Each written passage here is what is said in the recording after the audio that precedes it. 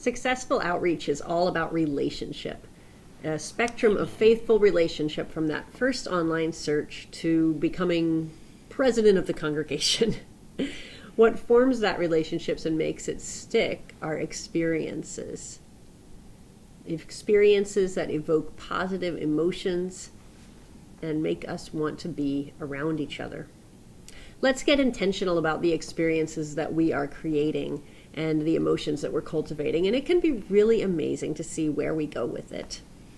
I hope this has been an eye-opening session in terms of the depth of empathy and consideration that we need to go through to create effective, emotionally engaging experiences.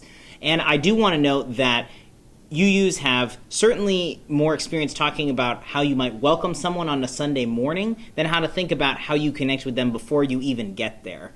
Before they get there on the Sunday morning, because that's actually almost never the first time that someone starts forming a relationship with your congregation. So just know that when we talk in the next couple modules about websites and searches and how you show up well there, as well as how to create outreach events that will help people get to know you and hear about you in your community before they might ever think about showing up on a Sunday morning, just know that that's coming.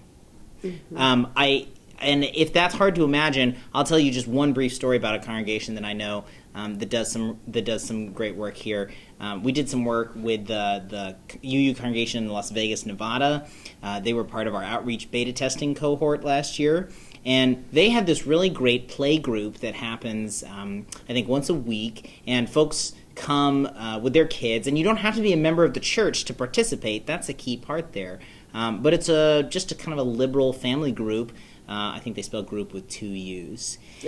And that's one way that folks are getting to know the congregation without requiring them to sign a membership book, beforehand, like a religious education class. There's lots of other examples that we'll give you as we go on, but that's just one taste to get you thinking.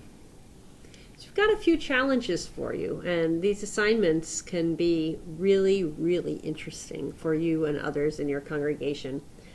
One is to just think about 3 things that you, in whatever position you're in, 3 things that you can do in the next month or so to make your congregation's personality really show in its online presence, and also to really communicate through that personality the experience of being a Unitarian Universalist in your congregation.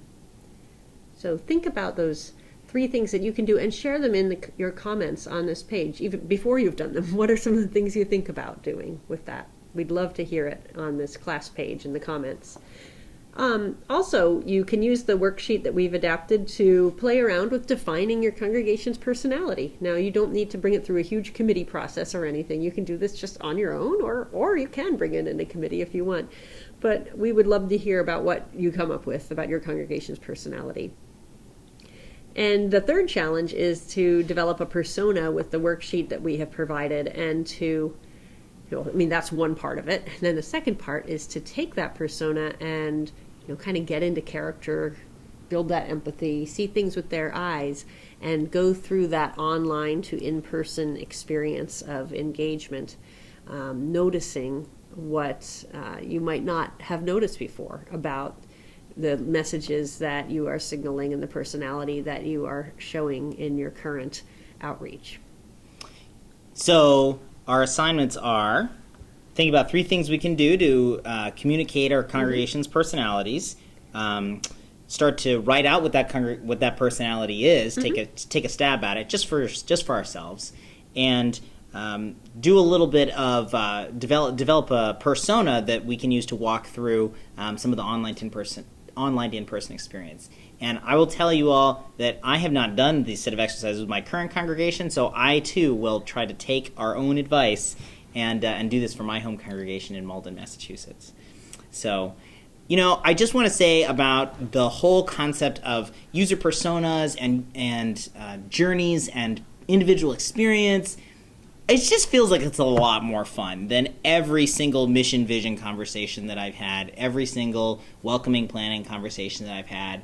So it just gets people energized in a whole different kind of way. And I hope that you feel that energy as you go through these exercises for yourself, and just the possibilities and the personal nature of it all. So I hope you feel that as you go through these exercises. It's been fun talking with you, and we'll see you next time. Be well.